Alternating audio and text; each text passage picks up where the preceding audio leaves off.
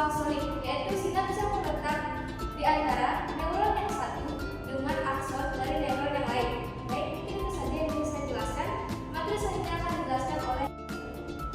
Oke, di sini saya akan melanjutkan dari materi nomor 8 mengenai syarat-syarat yang ada di kranial atau di otak bagian otak kita.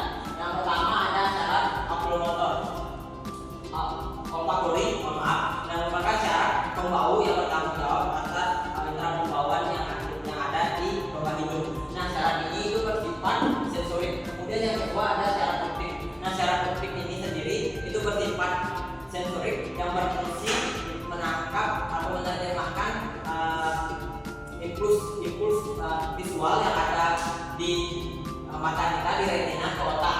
Kemudian syarat yang kedua ada syarat okulomotor, yang mana syarat ini bersifat motorik yang berfungsi untuk mengatur gerakan mata, gerakan kelopak mata, mengatur kebesaran pupil serta akomodasi dari daya mata itu sendiri. Sekian dari saya, akan dilanjutkan oleh teman saya. Nah, melanjutkan dari apa yang dibilang, jadi saya akan bahas pertama yaitu saraf trokea. Jadi saraf trokea sendiri memiliki jenis neuron motorik. Jadi fungsinya sendiri yaitu menggerakkan otot atau mengontrol otot oblikus superior yang berfungsi atau yang bertugas untuk menggerakkan mata ke samping, ke atas, dan ke bawah. Nah, yang kedua adalah saraf trigeminal. Jadi saraf trigeminal sendiri memiliki jenis neuron gabungan, ada sensori dan motorik. Jadi jenis sensori sendiri memiliki fungsi yaitu menerima rangsangan dari wajah dan yang akan diproses ke otak, sebagai sentuhan.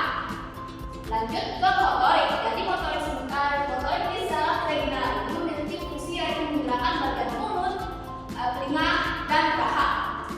Dan yang selanjutnya yaitu saraf abdusen. Jadi abdusen sendiri memiliki jenis neuron yaitu motorik.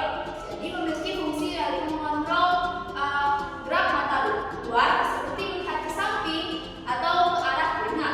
Selanjutnya akan dijelaskan oleh teman saya.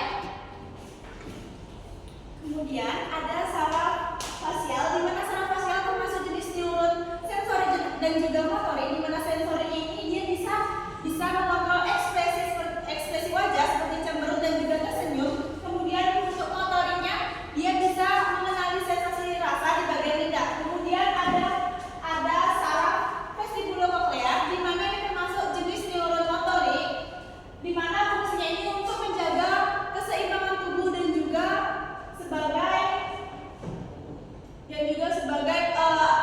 indera pendengar. Kemudian materi yang akan selanjutnya materi yang dibawa dari Mas Ali. Baik, saya akan membacakan saraf-saraf selanjutnya. Yang saya jelaskan adalah saraf glucofaring.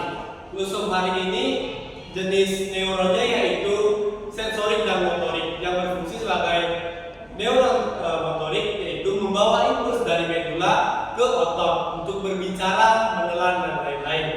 Dan untuk neuron sensoriknya itu membawa informasi yang berkaitan dengan lidah, faring, laring, dan esofagus ke pembuluh darah.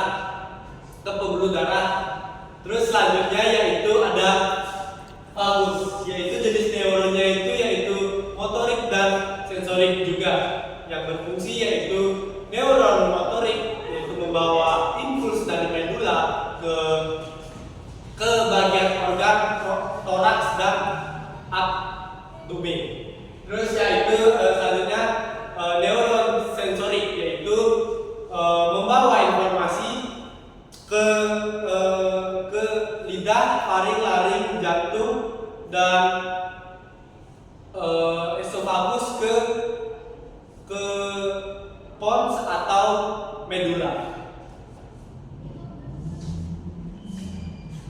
Baik, di sini saya akan membahas tentang saraf aksesorius dan impulsa. Nah, saraf aksesorius ini terletak pada di belakang kepala, trapesius, dan juga di bahu. Jenis dari saraf ini yaitu jenisnya motorik. Fungsinya untuk menggerakkan leher dan menggerakkan bahu